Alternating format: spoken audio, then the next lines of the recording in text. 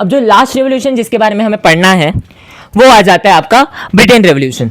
सो अभी जब हम ब्रिटेन रेवोल्यूशन की बात करते हैं तो हमने जर्मन रेवोल्यूशन पढ़ लिया, हमने इटालियन रेवोल्यूशन पढ़ लिया। अब इन सारे रेवोल्यूशंस में क्या हुआ था, सडन अपहीवल हुआ था, अचानक से रेवोल्यूशन हो गया है ना, लोगों ने एकदम आतंक मचा दिया और फिर फाइट्स करने के बाद नेशन स्टेट का फॉर्मेशन हुआ था। लेकिन ब्रिटेन का एक स्ट्रेंज केस है।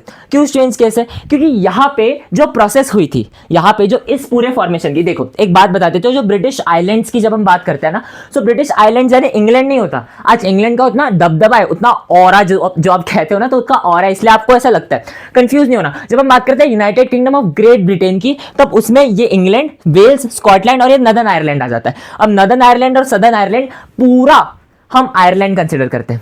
लेकिन जब हम United Kingdom of Great Britain की बात करते हैं तो उसमें सदर्न नहीं, बस नदर्न आयरलैंड आता है, इसलिए मैंने अलग अलग से लिखा है। वैसे अगर दोनों को कंबाइन किया जाए तो पूरा आयरलैंड बनता है। अब क्वेश्चन की बात करते हैं, मतलब टॉपिक की बात करते हैं।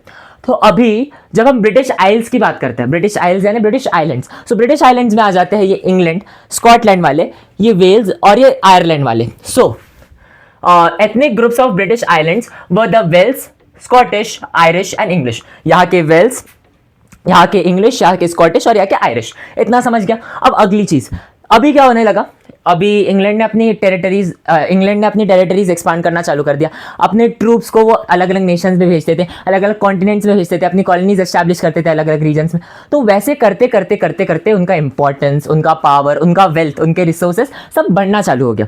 फिर क्या हो गया, 1707 में एक एक्ट होता है, एक्ट ऑफ यूनियन, वो साइन होता है इंग्लैंड और स्कॉटलैंड के बीच में, जिससे United Kingdom of Great Britain बनता है, और बाद में आयरलैंड को भी इसमें इनकॉर्पोरेट किया जाता है। अब जब हमने जर्मनी के बारे में पढ़ा तो 1848 में लिबरल लोगों ने क्या किया था, लिबरल लोगों ने मोनार्की से पावर लेने की कोशिशें की थी, जो अल्टीमेटली फेल्ड हो गई थी।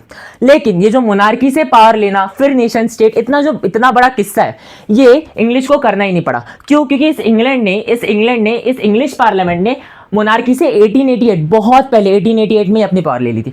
और जैसे हमने बात की, प्रूशिया ने जो अपना जर्मन यूनिफिकेशन का टास्क लिया था, वो कितने सालों में हो गया, तो 7 साल में 3 जंग लड़ी, इसकी वजह से हो गया। लेकिन जब हम बात करते हैं इस ब्रिटेन के यूनिफिकेशन को, तो इसमें सेंचुरीज लग गई थी बेटा। 1668 से चालू हुआ, फिर आयरलैंड 1801 में इनकॉर्पोरेट हुआ था, and finally United Kingdom of Great Britain बना था। So this was a process of long run result, है ना, मतलब बहुत लंबी प्रोसेस हुई थी, जिसकी वजह से ये यूनिफिकेशन का रिजल्ट आया था। अब अगली चीज, English was able to impose its influence on Scotland. अब एक्ट ऑफ यूनियन के तहत ये दोनों का एक कॉमन पार्लियामेंट आ गया, United Kingdom of Great Britain. तो जो ब्रिटिश पार्लियामेंट मतलब इन दोनों का पार्लियामेंट, जिसमें ये दोनों कंट्रीज के लीडर्स आके बैठेंगे, रिप्रेजेंटेटिव्स आके बैठेंगे और डिसीजन करेंगे।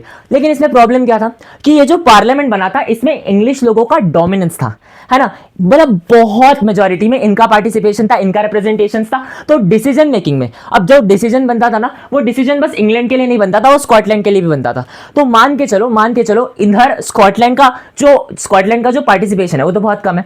तो इंग्लिश ने अगर अपनी मेजॉरिटी का यूज करते हुए कुछ ऐसे मेजर्स ले लिए, है ना, जिससे स्कॉटलैंड का जो एथनिसिटी है, जो कल्चर है, वो सप्रेस हो जाता है। क्यों? क्योंकि भले ये 4 आसपास रहते हैं, स्कॉटलैंड, इंग्लैंड, वेल्स और ये आयरलैंड, ये बहुत आसपास के नेशन है, पर तभी भी इनकी एथनिसिटी, इनका ट्रेडिशन, इनका कल्चर ये बहुत ज्यादा अलग अलग था।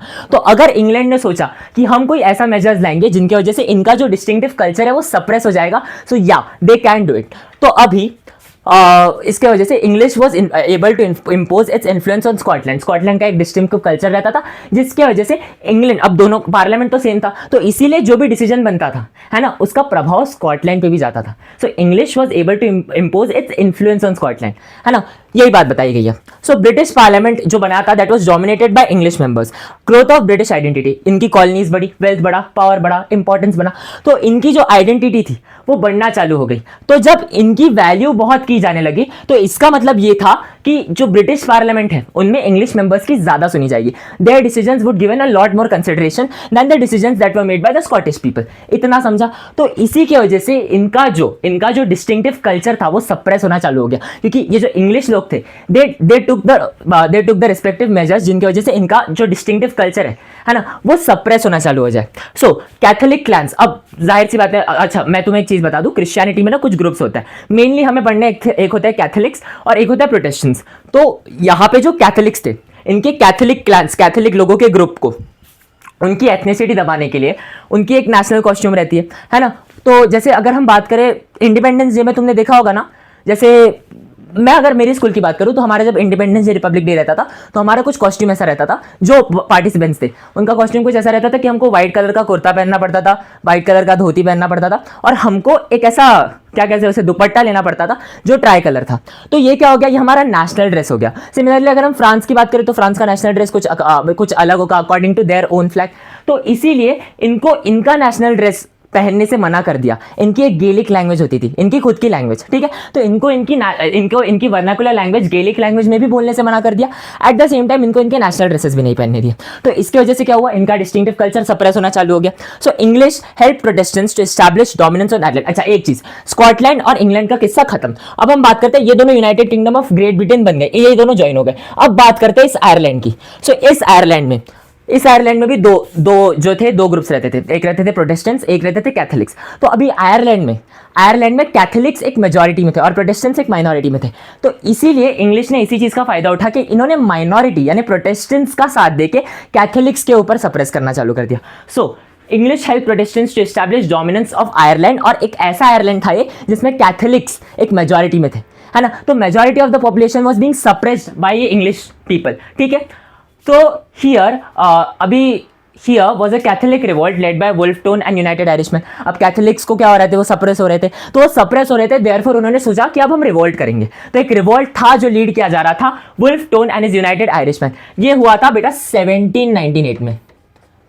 लेकिन जाहिर सी बात है इतना छोटा सा आयरलैंड इनको कैसे हराएगा। तो इसीलिए इन द एंड ये जो कैथोलिक रिवोल्ट था, जो वुल्फ टोन एक नाम का बंदा था और उसके जो आयरिशमैन थे, उसके जो पीपल थे, उसके आर्मी ने ये युद्ध किया, लेकिन वो हार गए। अब हार गए तो इसी की वजह से ये जो United Kingdom of Great Britain था, इसने आयरलैंड को भी इनकॉर्पोरेट कर दिया। So there was a Catholic revolt, इसके बाद and Ireland was forcibly incorporated in United Kingdom. इसी यूनाइटेड किंगडम में अब आयरलैंड को भी इनकॉर्पोरेट कर दिया 1801 में।